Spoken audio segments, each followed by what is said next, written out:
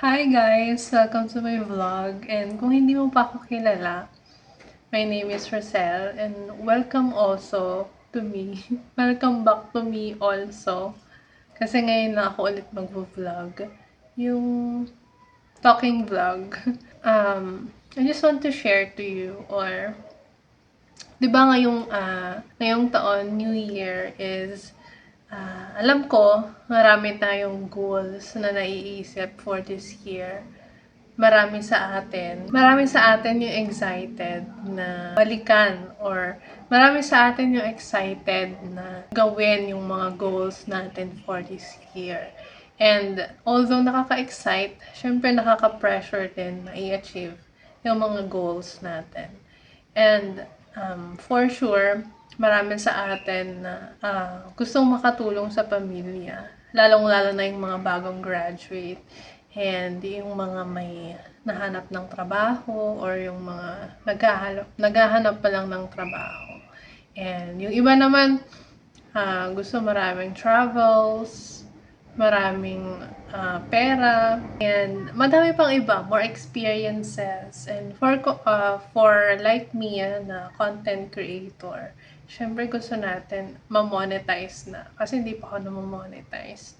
And mas madaming makapanood. Sa mga affiliate like me also is syempre, gusto natin mas madami pa tayong kitain. And marami tayong goals. And I'm sure yung mga goals natin na yan is pinaghihirapan natin yan para lang ma-achieve natin. Pero this new year, I just want to ask you if kung kasama ba si Lord sa mga goals natin for this year. And if you are someone na bago pa lang dito, medyo nabigla ka, no? Kasi may biglang ganon. Si Lord kaagad pala yung pag-uusapan. Pero, if you are someone na hindi pa nakakakilala kay Lord, ngayong year kaya, bibigyan mo na kaya siya ng chance? Ngayong year kaya, bibigyan mo na kaya siya ng chance sa buhay mo? So, if ever man hindi ka pa nga talaga nakakakilala sa Kanya, or naririnig mo siya pero you don't give time to know Him personally, maybe this is the time, ngayong New Year na give Jesus a place in your heart. And ang gagawin mo lang naman is to know Him personally. Wala ka namang gagawin kahit ano. Hayaan mo lang yung sarili mo and hayaan mo lang si Lord na manahan sa'yo. And wala naman siyang bayad, actually. Pwede kang mag-unsubscribe anytime kung ayaw mo na. Kasi hindi mo naman alam yung mangyayari kung hindi mo susubukan. So, might as well, you can give Him a chance and try it.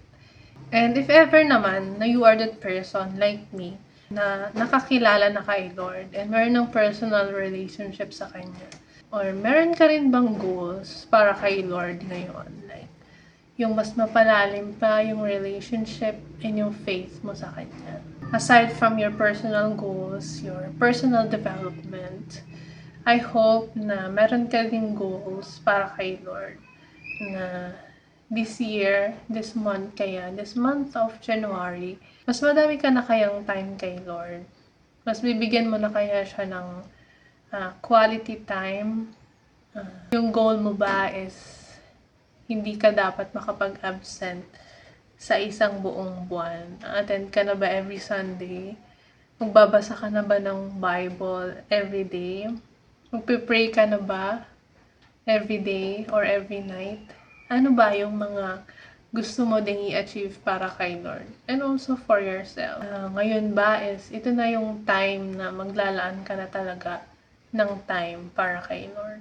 Or kung ikaw naman yung tao na wala namang problema sa mga ganong bagay, hindi nahihirapan, mas gusto mo pa kaya na level up pa yung personal time mo and personal relationship mo kay Lord? So, this new year, I hope na isama din natin si Lord sa mga goals natin aside from our personal goals. And yun lang. Thank you very much for watching.